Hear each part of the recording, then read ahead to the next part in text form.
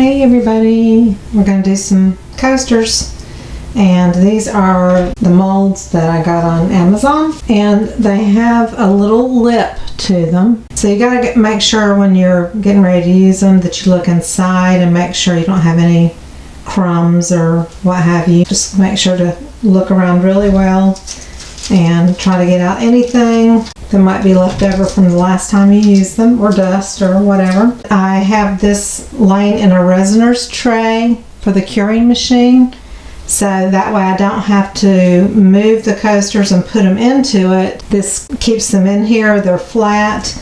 I have it nice and level. I've already checked all that out. I just make sure and lay these all in here, and it's nice and flat. 4 of these fit really well. If you have 5-inch coasters or larger, 4 will not fit into this. Unfortunately, it only holds smaller coasters that are typically 4 to 4.5 inches. Today I'm using Resiners epoxy. This is made for coasters and things like that. The cool part about this is it comes with a spout, a pouring spout, which I absolutely love because it's just so easy to pour. You have a handle and you just pour out your measurements so easily with it, so I love that aspect of it. Definitely a huge selling point. I'm going to use Cast and Craft, and I'm going to have probably about 1.5 ounces that I'll make of the white mixture, and I'm going to use at least 10 drops of this. And I tell you what, I have a little bit of arthritis. These bottles are super hard, so that's the one thing you have to be aware of, is that these are kind of hard to squeeze to get the white pigment out. I'm going to use Ranger Gumball Tim Holtz alcohol ink. I got a big bottle because I love anything pink. I have a bigger bottle of that, but I'm going to try to use it sparingly because it is really kind of strong. I have mixed 9 ounces, which is more than I'll need for these 4 coasters. It's at the top of my cup here, and I'm just waiting on it to warm. I've got my timer going. It's only been 15 minutes, so I'm going to give it some more time, and then I'll show you the time and the temperature when we get to that next step. Okay, it's about 98 degrees, so it's almost there. I've put about 1.5 ounces into my little cup, and I'm going to let's do 12 drops.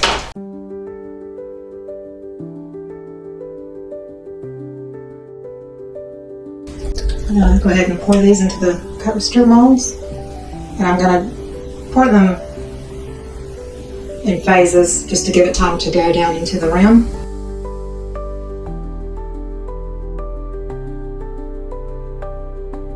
I'm going to do the alcohol ink.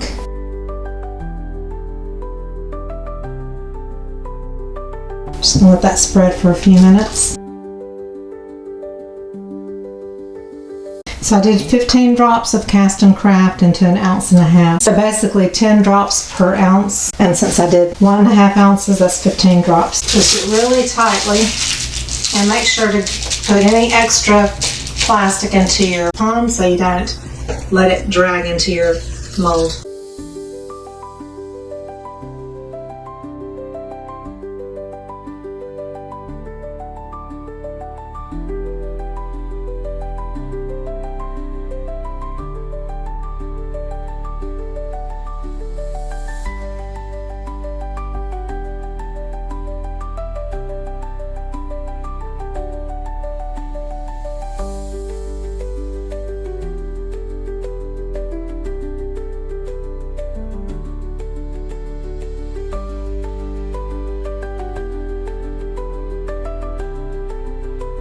I'm going to put the lid on.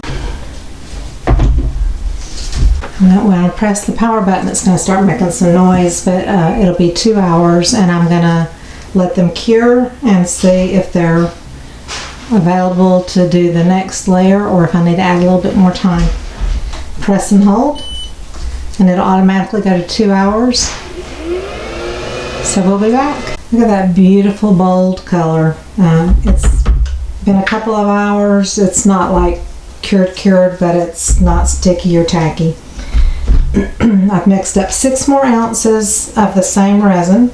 I'm going to use Laura's Art Corner Candy Apple Blossom, which is a little bit more of a rusty red, but that's okay. I'm just going to put a little spoonful in. And then I'm going to use the same ink that I used on that, which is the Gumball. And I'm just going to put a nice healthy squirt in. So that little bit of the candy apple gives it a little bit of shimmer. And it does have a little bit warmer tone than this, but that's okay. Add a little bit more gumball. And I'm going to put just a few drops of white alcohol ink.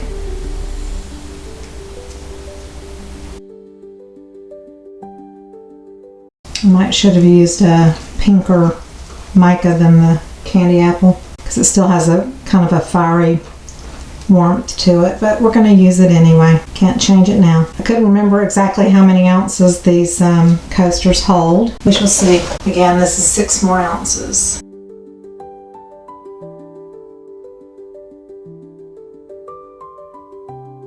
You can kind of see where it kind of mounds a little bit, and that means that it's pretty full in the mold. Okay, we're going to put it back in the curing machine, cover it up.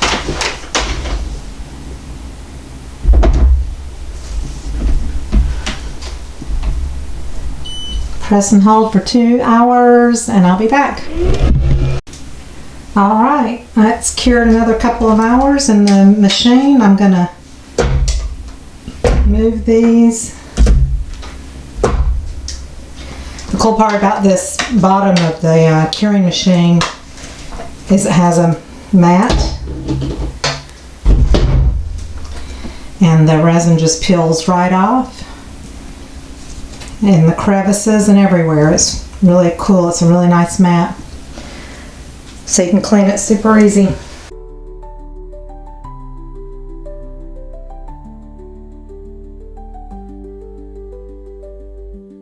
I love that curing machine. It really makes a difference in your waiting time.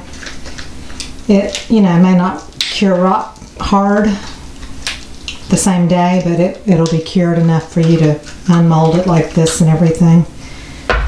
And then you can finish letting it cure till the next day.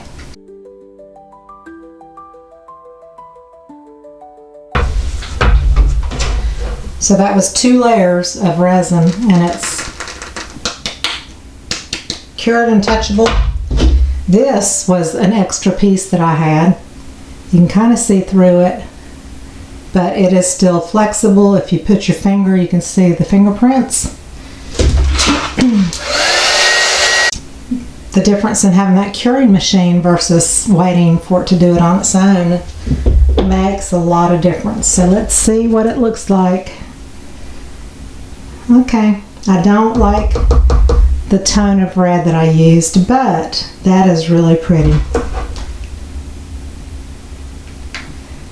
Didn't quite turn out in the pattern that I thought it would, but it is still very lovely. It's just the background color is a little bit too orangey for me, but they're still very lovely. I would call them successful blooms. These 2 are probably my favorite right here. So, I hope you learned something in this video. If you did, please give me a thumbs up and subscribe if you haven't already, and I'll see you on the next video. Bye-bye.